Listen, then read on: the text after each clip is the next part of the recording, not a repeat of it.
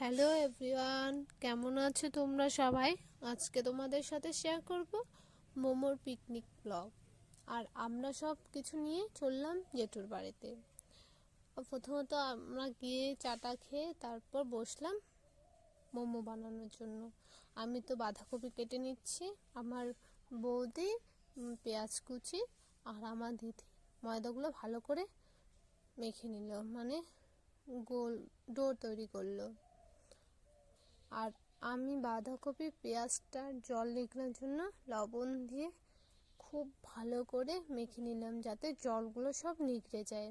আর দিদি আর দাদা বেলা শুরু করলো।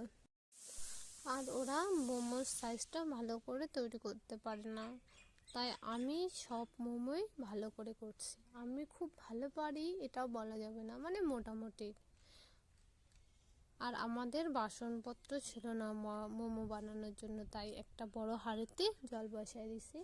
তার উপরে ওই যে ফুটো করা থালাটা দিয়ে মোমোগুলো বসাই দিয়ে দিছি। আর এটা দেখো, মোমোর সাইজটা এরকম হয়েছে।